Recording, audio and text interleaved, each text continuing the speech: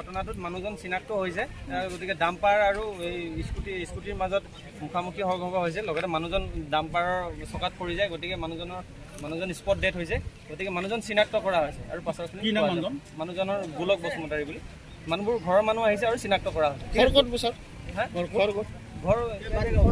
ঘৰ ওচৰতে ইয়াতে চাকৰি কৰে বুলি ঠিক আছে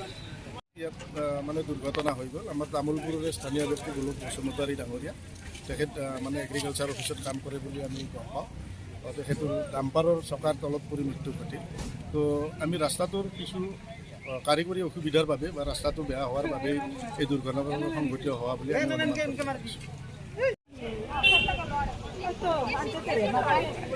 ভাই সবেই হয় নাকি